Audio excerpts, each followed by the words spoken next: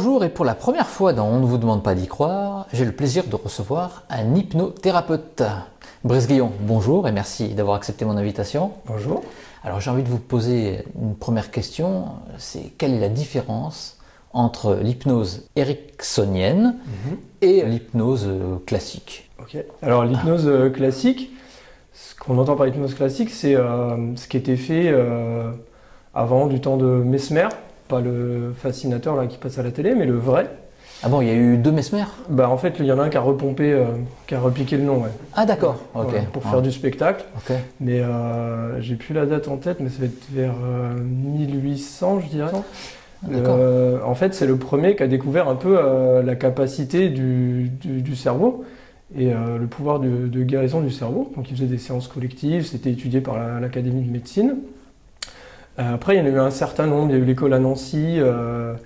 Et puis, en fait, l'hypnose, c'est toujours dans l'histoire un peu un cycle. Des fois, ça ressort, des fois, c'est un peu plus endormi. Et en fait, Erickson, qui était un grand monsieur, en fait, il a redécouvert l'hypnose, en fait, et il l'a remis au goût du jour. En fait, c'était quelqu'un qui était atteint de la polio et qui avait failli mourir. Et en fait, le médecin à l'hôpital lui a dit à sa mère, il va mourir. Et lui, il a dit, mettez-moi mon lit au bord de la fenêtre. Et si demain je suis vivant, c'est que je vivrai. Et le lendemain, il était vivant. Donc le médecin, ils étaient un peu interloqués quand même. Hein. Et ils ont dit, bah, nous, on ne peut plus rien pour lui. Et donc, ils l'ont renvoyé chez lui. Donc, il était paralysé. Il y avait juste, je crois, ses yeux qui pouvaient bouger. Et en fait, pendant 1 an, il était chez lui. Il regardait, je crois que c'était une famille nombreuse. Il était 5 ou 6 enfants. Donc, il regardait tout le système familial qui évoluait autour de lui. Il avait que ça à faire. Et il avait beaucoup de temps. Donc, il s'est, en fait, il a fait des tests et réessayé plein de choses. Et il avait réussi à se réétudier tous les muscles un par un. Ouf. Ouais. Et je crois qu'au bout de 2 ou 3 ans, au bout d'1 an même, il a fini par marcher et il avait compris beaucoup de choses sur le fonctionnement humain en fait, et beaucoup de choses notamment inconscientes dans les relations entre êtres humains. Et donc lui après, c'est devenu un super thérapeute, un thérapeute hors du commun, un thérapeute génial, et qui a beaucoup influencé ensuite l'école de Palo Alto et tout ce qui est Richard Bandler de la PNL, et il a remis au goût du jour une autre forme d'hypnose en fait. Il se mettait en auto-hypnose pour... C'est ça. Mais en fait, on parle d'hypnose, on va tout de suite en parler. En fait, on parle d'hypnose, mais même quand je reçois des clients, en fait, je fais de l'hypnose, mais c'est plutôt que j'accompagne les gens pour faire de l'auto-hypnose.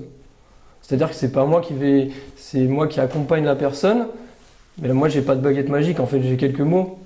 J'accompagne la personne pour qu'elle se mette elle-même en état d'hypnose. Et c'est tout le temps comme ça? Ah oui, c'est tout le temps comme ça. Et en fait, la baguette magique, c'est le cerveau de la personne. Mais quelle est la différence avec l'hypnose spectacle où la personne, elle fait juste ça et...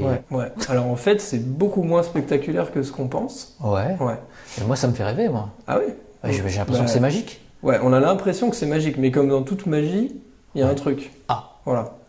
Dévoilez-le à la face du monde. C'est assez facile en fait. Comme je vous ai dit, là, tout le monde est réceptif à l'hypnose. Donc tout le monde est réceptif, ça c'est acquis. Et il y a des gens, on est tous plus ou moins suggestibles. C'est-à-dire qu'on prend plus ou moins les suggestions. Ok?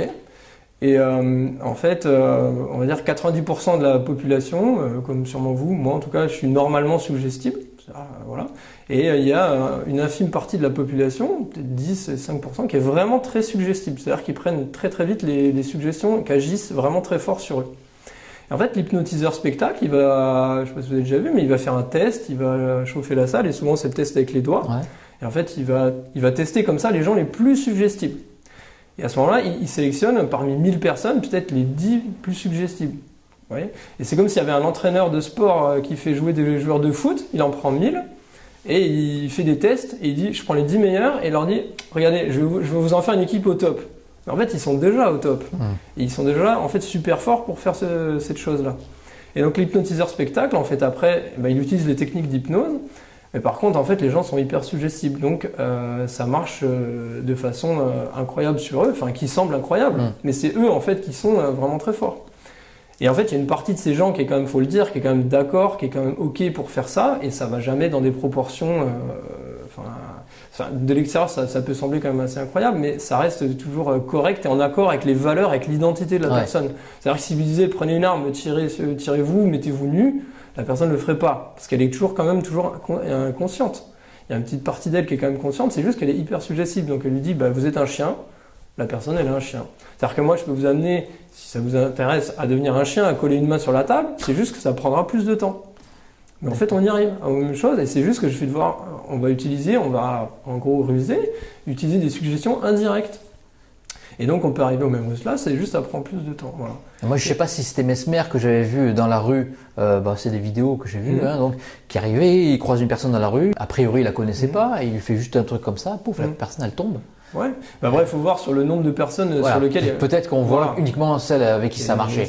Il y a des gens avec qui ça a marché assez vite, et moi j'ai des gens en séance avec qui ça marche très très vite, je le sens vite, et là à ce moment-là la séance va vite, et puis il y a la plupart des gens, et du coup je disais que c'est beaucoup plus spectaculaire ce qu'on fait nous en tant qu'hypnothérapeute quand on a un client en face. On a un client qui arrive avec un problème, et en fait c'est à nous de trouver le chemin, de l'élaborer avec lui, le chemin pour l'amener en état d'hypnose. Et en général, c'est un peu moins simple que juste dormir et faire des suggestions très directes. Et vous transformer en chien. Voilà. Puis bon, sauf s'il y a un intérêt derrière, mais nous, on pourrait le faire, mais il n'y a pas forcément d'intérêt. J'aime bien les animaux, mais bon. Ouais. Encore que si, on peut travailler avec les animaux totems. Ça, c'est encore... Ah bon? Ouais. Ah, expliquez-moi. L'animal totem, c'est... Les chamans. Ouais, entre autres. Les chamans, les légendes amérindiennes et chez les aborigènes. En fait, eux, ils ont la croyance qu'il y a un animal, qui sont rattachés à un animal. Et en fait, nous, ça peut être intéressant d'amener la personne à ressentir qu'elle est un animal, qu'elle bouge différemment, qu'elle ressent les choses différemment, qu'elle entend les choses différemment, et trouver une qualité chez cet animal qu'elle peut s'approprier elle, en tant qu'humain et au présent. Et ça donne souvent des beaux accompagnements, ça. On peut faire ça avec les super-héros? On peut faire ça, mais oui, tout à fait. C'est vrai. Il faudra m'hypnotiser. Ça serait quoi le super-héros Superman, je peux voler. Superman, ouais. Ok. Ouais. D'accord. Bon, on se donne rendez-vous au Lazaret, donc. Parfait, je vais en bleu directement avec le S. Avec le slip sur le pantalon. Tous les jours, en fait, on fait ce qu'on appelle des moments de transe quotidienne. C'est les moments où ça va vous parler. C'est quand on n'est plus là, qu'on est dans nos pensées, qu'on est ailleurs. Ça vous arrive? Oh, ben. Ouais. Donc vous êtes hyper hypnotisable. Ouais. Et en fait, ces moments-là, en fait, ou quand on conduit, quand on marche, qu'on fait quelque chose de répétitif, du vélo, il y a des moments où on avance tout seul, tout seul entre guillemets, mais on se dit, tiens, j'ai dépassé. Moi ça m'arrive souvent en voiture, je me dis, mais je suis déjà arrivé là? Exactement. Je me souviens même plus par quel chemin je suis passé, je me dis même s'il y avait une voiture ou quelqu'un qui passait devant, je l'aurais écrasé, quoi. Ouais. En fait, non, je pense pas. Et en fait, non, parce qu'on a toujours les réflexes, et en fait, à ce moment-là, c'est qu'il y a des processus inconscients, pour simplifier notre inconscient qui est présent et qui gère la situation. Et tous ces moments-là, en fait, qui durent entre une demi-seconde, voire plusieurs minutes, c'est des moments de transe quotidienne où en fait on est en auto-hypnose. Et donc, tout le monde est réceptif. En plus, toutes nos patients, en fait, elles ont quelque chose qui nous décroche du temps, qui nous met dans un autre état de pensée, dans un autre état d'esprit. Donc en fait, et les drogues, l'alcool aussi, ça change d'état de conscience. Ça nous emmène vers quelqu'un d'autre, vers une autre personnalité, on a moins de barrières, on se laisse plus aller. Dans chaque civilisation, les gens ont cherché des moyens pour changer leur état de conscience. Que ça soit aussi avec l'art. Ouais. Quand on est complètement absorbé dans un film, qu'on se met à avoir une émotion super intense. Ça me parle plus, ça. Ouais, bien sûr. De peur ou de tristesse, de joie, ou qu'on est complètement absorbé par une musique, par un tableau.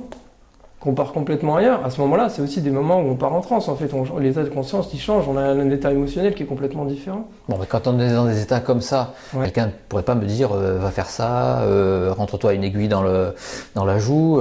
L'hypnotiseur, comment il fait pour arriver à un tel degré de manipulation? En fait, manipulation, c'est connoté dans notre société, mais en fait, on manipule toute communication.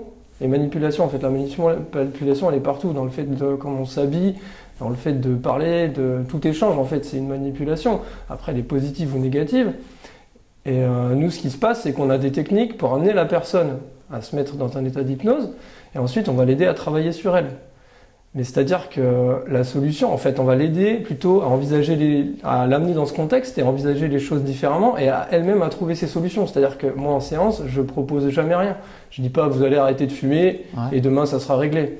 C'est-à-dire qu'on va trouver avec la personne et chaque personne est différente et a des solutions différentes. Alors pour arrêter de fumer, par exemple, qu'est-ce que vous amenez la personne à dire? C'est hyper variable, en fait. Il faut qu'on essaye je vais dire comprendre, mais c'est pas vraiment le mot en fait, d'essayer de voir ce qu'il y a derrière cette envie de fumer. En fait, il y a autant de raisons de fumer, de raisons que de gens qui fument. Je vais vous prendre 2 exemples là, qui me sont arrivés avec des clients. Il y a quelqu'un, en fait, c'était au niveau du comportement. C'est-à-dire que ça lui permettait de faire une pause dans sa journée, ça lui permettait de fuir son chef qui était toxique, qui était nocif.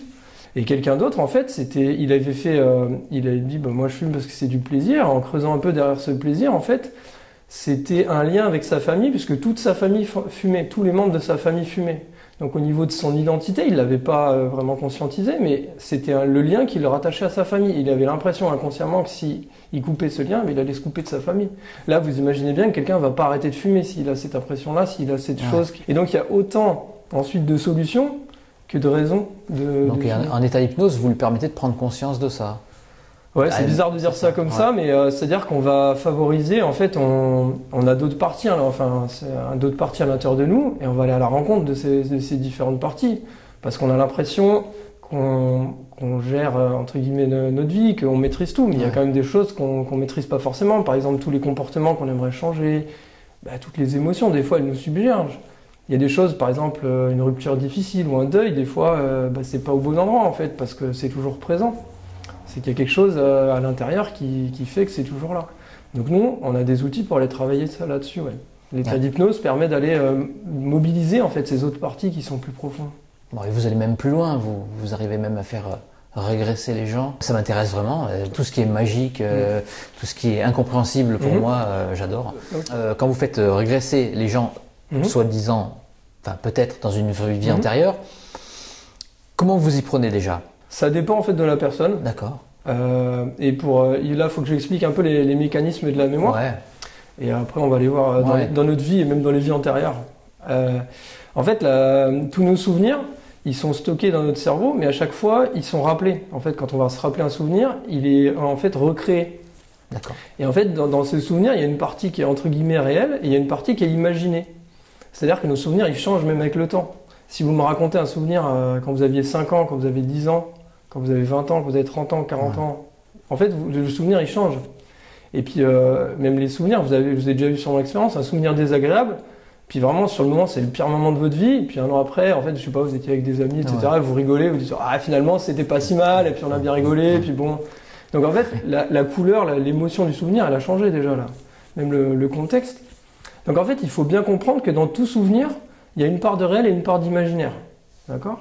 D'accord. Plus l'émotion elle est intense, plus elle est négative. En général, plus ce souvenir il est cristallisé, il est quand même un peu figé. Et c'est par exemple là-dessus qu'on va travailler pour les souvenirs traumatiques, les deuils, c'est qu'il y a vraiment quelque chose qui est cristallisé.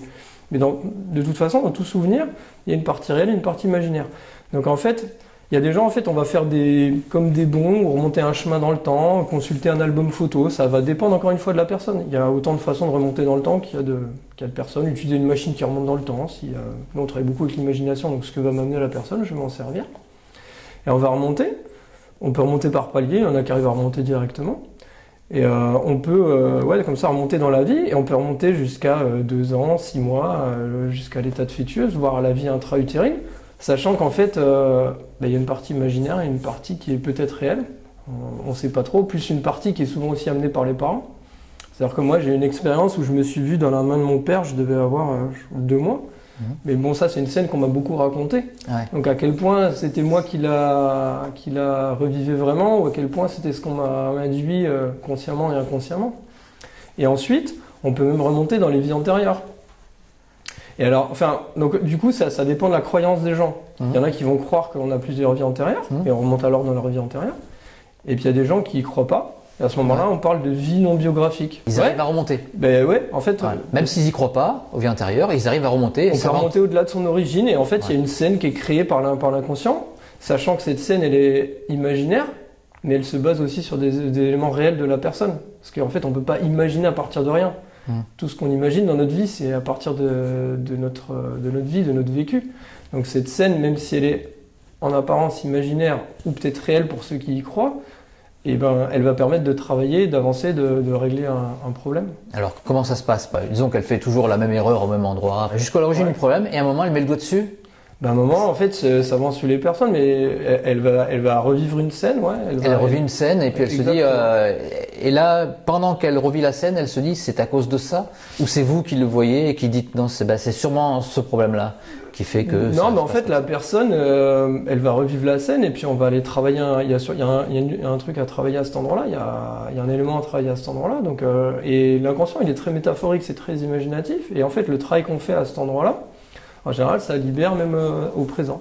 Parce que jusqu'à où on s'arrête? Parce que si vous remontez, même si vous allez... On arrive à communiquer comme ça en hypnose assez facilement avec les parties inconscientes et on demande s'il y a une autre origine. Alors des fois oui, des fois on remonte et puis comme ça on peut faire 2-3 scènes différentes, et 2-3 vies potentiellement différentes. La personne, elle est dans un état d'hypnose profond quand pour monter en vie végétarienne, en général, il faut être un peu profond, mais là, en état d'hypnose, c'est un état très naturel où en fait on entend quand même tout ce qui se passe. Ouais. C'est-à-dire que c'est juste que on a l'imagination qui est quand même beaucoup plus active, on arrive à voir des scènes, savoir entendre des bruits, voir des fois incarner les choses. Elle se souvient après? En général, elle se souvient, ouais. J'ai entendu des vidéos de Dolores Cannon, je ne sais pas si ça vous dit quelque chose, où elle fait plonger les hypnotisés à un point qu'ils ne se souviennent pas à chaque fois de... Après, c'est-à-dire que c'est pas forcément relié à l'état de ne pas se souvenir. C'est-à-dire si je fais des suggestions d'amnésie à la fin de la séance et que ces suggestions elles passent, à ce moment-là, en fait, il n'y a pas forcément besoin d'être dans un état hyper profond. Et puis si l'inconscient juste qu'il n'y a pas besoin forcément de tout se rappeler, c'est comme en fait quand on sort d'un rêve, des fois il y a juste l'impression, quelques images, et ça suffit. Donc c'est quand même dangereux, quoi. Vous pouvez manipuler les gens. Ben, de toute façon, je les manipule. Mais comme de toute façon, vous me manipulez dans la façon dont vous êtes habitué, dans la façon dont vous me parlez. Et c'est juste que moi j'ai des techniques de manipulation et que j'aide les gens et je les accompagne avec ça. Mais je vais prendre 2 exemples, mais réfléchissez aux politiques et aux vendeurs qui connaissent les mêmes techniques. Je pense qu'ils ont un but un peu moins louable et une utilisation moins louable. Et il y a plein de gens qui font de la manipulation en fait sans le savoir, de façon inconsciente. Moi j'ai juste des techniques, j'ai conscience de mes techniques et je le fais du coup dans un but pour seulement aider la personne. Et donc en fait en hypnose on reste ce qu'on appelle en position basse, c'est-à-dire que justement on va par contre induire le moins possible de choses dans la séance. Et je vais me servir de ce que la personne amène au maximum et moi je vais essayer de rester le plus neutre possible. Alors c'est impossible d'être neutre, mais je vais amener le moins d'éléments possible de moi.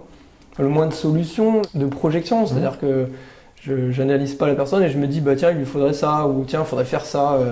En fait à chaque fois c'est la personne. En gros c'est comme s'il y a une personne qui est toujours dans une impasse, elle arrive en voiture, elle va toujours dans la même impasse. Des fois il y en a qui vont même jusqu'à taper le mur plusieurs fois.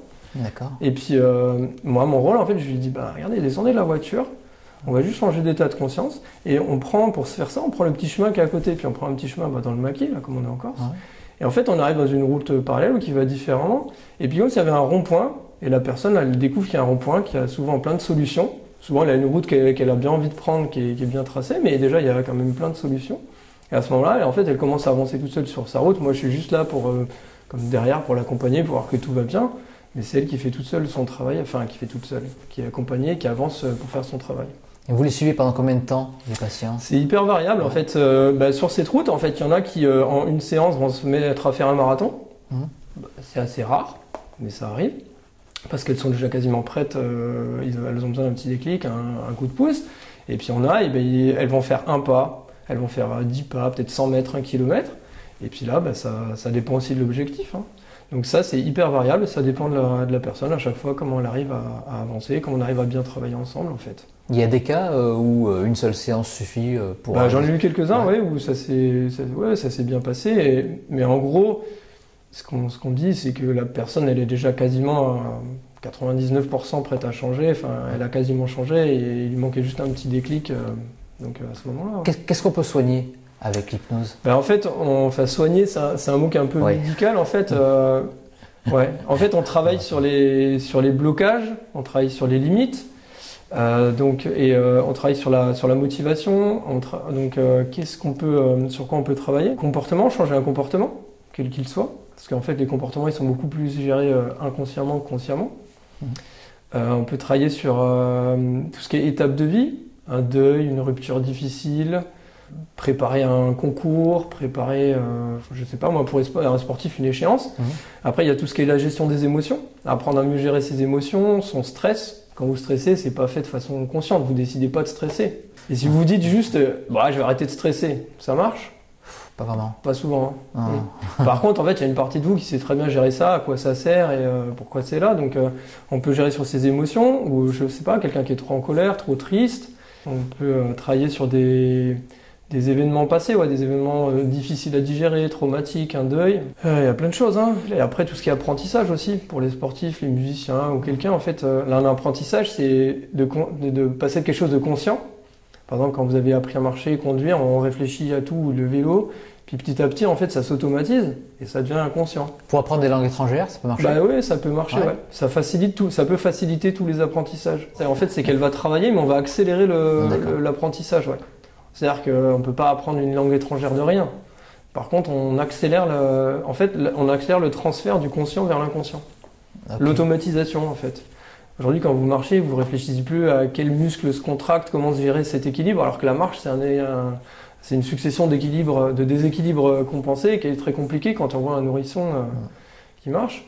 Et bien en fait, ça se fait tout seul. Pour les langues, c'est un peu pareil. Bon, là, c'est une petite anecdote. C'est une maladie des batteurs. C'est que quand ils sont dans une échéance, à enregistrer un album, ou ils doivent passer en studio, ou une grosse scène, ils se bloquent, ils commencent à réfléchir à exactement tout ce qu'ils font. La coordination, qui était naturelle au départ, devient complètement désordonnée et ils savent plus. Ils savent comme s'ils savaient plus jouer. Ouais. C'est une espèce de prise de conscience de tout. Mais ça leur fout, ça leur fout le bordel. Ça m'intéresserait de travailler avec le batteur. Oui, il y avait le batteur des Clash qui avait ça. D'accord. Bon, il prenait autre chose aussi, hein, mais bon, ça s'améliorait pas. Mais pour changer son état de conscience, voilà, peut-être c'était pas la bonne technique. En fait, si il joue en fait intuitivement que ça c'est inconscient, en fait, de remettre de la conscience. La conscience, elle est beaucoup plus lente que l'inconscient, et en fait, le temps de calculer, de réfléchir, etc. Voilà, mais il aurait dû venir faire quelques séances d'hypnose. Est-ce que c'est fatigant pour le thérapeute de faire une séance d'hypnose? Est-ce que vous vous donnez d'autres personnes? Ah bah bien sûr, en fait c'est fatigant parce que en fait il faut qu'on soit comme une page blanche en fait. Il faut qu'on soit dans l'accueil de l'autre, de la personne, et il faut qu'on soit en fait ce qu'on appelle nous synchroniser, c'est-à-dire vraiment se mettre en relation avec l'autre de façon consciente mais même inconsciente, et arriver même à ressentir des fois ce que l'autre ressent. Donc ça nous demande pas mal d'énergie, et puis après il faut quand même gérer toute la séance, voilà. Donc après, entre chaque séance, moi j'ai une petite technique, un rituel de nettoyage, de recentrage pour que je me retrouve et que je sois à nouveau disponible pour la séance suivante. D'accord, et on peut savoir ce que c'est cette technique ou pas? C'est une technique de respiration et d'auto-hypnose. D'accord. Voilà, ouais. Où en fait, j'imagine que j'évacue toute l'énergie négative et tout ce qui ne m'appartient pas en fait, que j'ai quand même absorbé pendant la séance, et que je récupère moi toute mon énergie et je la rends à nouveau disponible. Et vous arrivez à faire combien de séances par jour? Jusqu'à 5-6, ça va, c'est correct. Et alors tiens, ça peut être intéressant, je fais des séances en présentiel et là depuis peu j'ai testé des séances par Skype et ça fonctionne très bien. Ah bon? Ouais. En fait, pour la personne, ça change pas grand-chose, je pense. Pour moi, c'est un peu plus compliqué parce que je vois un peu moins l'autre. Moi, je suis très tactile dans mes séances, j'utilise pas mal le corps. Et du coup, je peux pas utiliser ça, mais sinon, ça fonctionne très très bien, ouais. J'ai des très bons retours, là. Très intéressant. Ouais. Et je pense que ça va se développer. Ça permet une grande liberté pour faire les séances à distance. Est-ce que vous voulez rajouter autre chose au niveau de l'hypnose? J'aurais peut-être omis une question essentielle. On pourrait en parler pendant des heures, hein. Ah ouais, non, mais... tellement c'est passionnant. Juste dire que moi j'ai à cœur de vulgariser, de faire partager ça à plein de monde parce que c'est un super outil, c'est naturel et ça permet, en fait, c'est un outil d'exploration de soi-même avant tout. Et donc ça permet de mieux se connaître, de mieux se comprendre, et avec toute cette connaissance, cette exploration, d'aller mieux. Brice, merci. Je pense qu'un jour j'irai faire une séance d'hypnose. Et je veux bien rajouter, j'ai un atelier de découverte au Lazaret, là c'est dans l'actu, le 30 mars, samedi 30 mars, de 10h à 12h. C'est ouvert à tout le monde à partir de 13-14 ans. Et c'est un atelier où j'expliquerai aussi comment fonctionne l'hypnose, et puis il y aura des petits jeux, des petites expériences hypnotiques que tous ceux qui voudront tester pourront tester déjà pour expérimenter ce super état. Super. Voilà. Merci beaucoup, Brice. Vous êtes le bienvenu. Je viendrai. Merci beaucoup. De rien.